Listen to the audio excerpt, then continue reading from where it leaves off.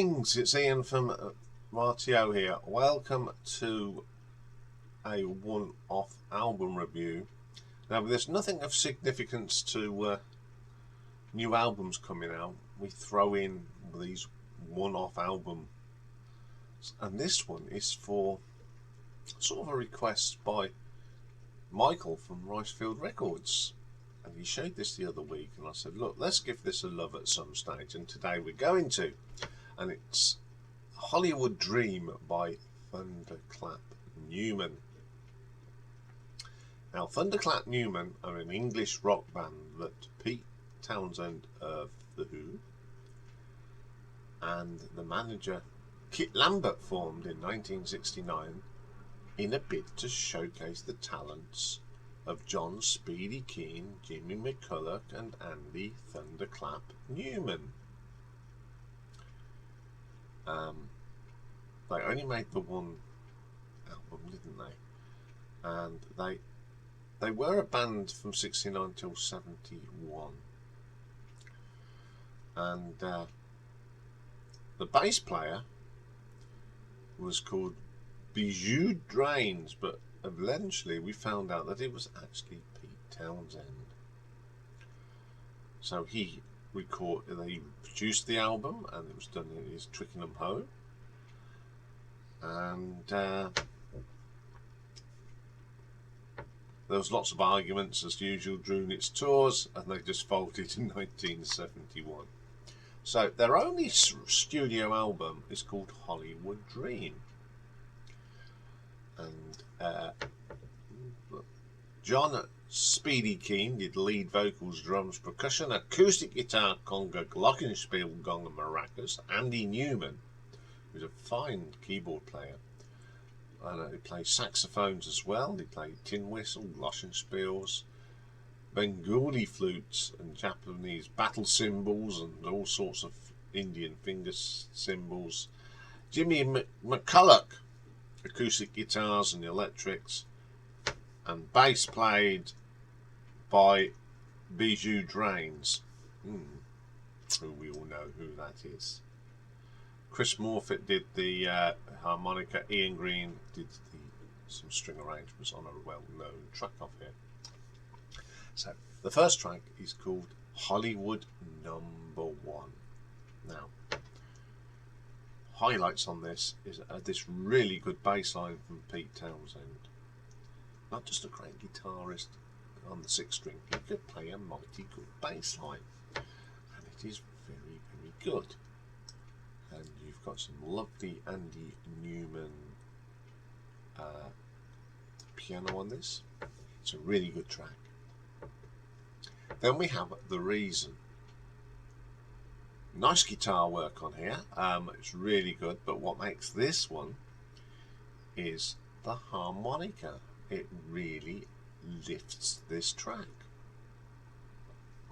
Then we have a Bob Dylan song, Open the Door. Open the Door, Homer, sorry. And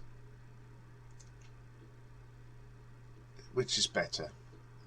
This is good, but Bob's is the best. Look Around is the next track.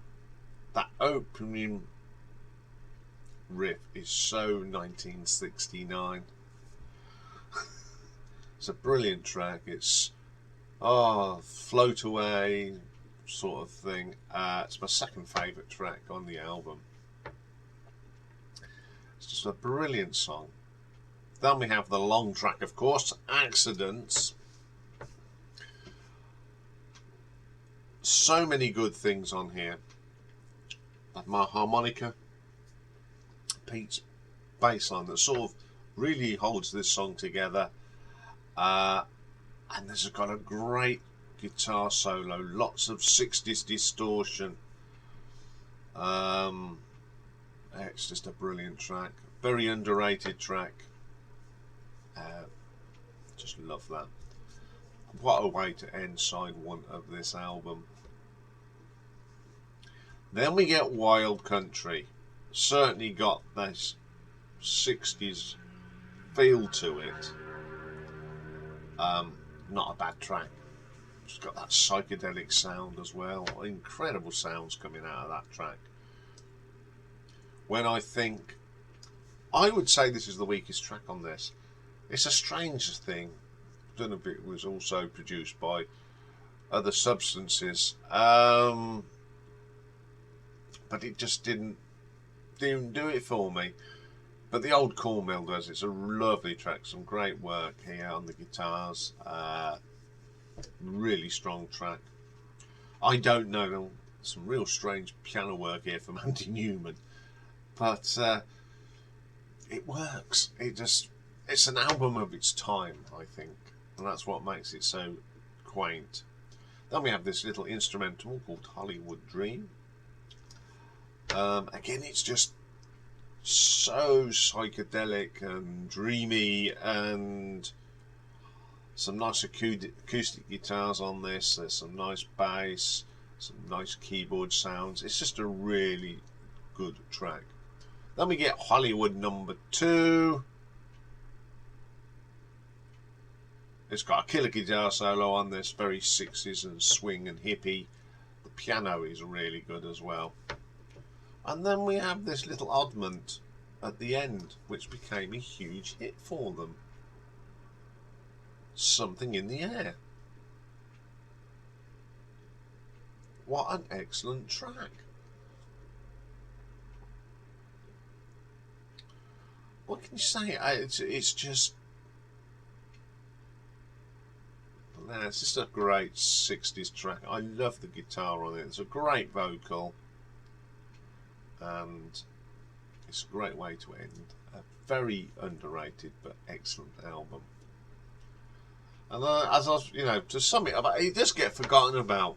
It's only people like myself and Michael and the gang that so yes. But I think that the whole album was overshadowed by one song. Something in the Air is brilliant, but there are so many great songs on here. It's such an underrated album. Pity they couldn't stop fighting each other, but they left us with this one album, and I'm going to give it an RTO ranking of 8 out of 10. It is a fine album. Okay, folks, that's all for this week. It's been a funny old week. Feeling pretty groggy, actually. So I've recorded these early, so while it's still cool, there's a bit of breeze today, but I'm feeling a little bit under weather today. So I'll be back on Monday, though. So what have we got for your Monday? Well, we have got Rod Stewart. We're going to look at the 1990s, and the classic album is a viewer's request. I can't remember, it was Pulsar or Mick, it's one of them two.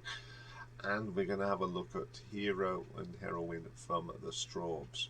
So have a great weekend, everybody, and I will speak to you all on Monday. Bye for now.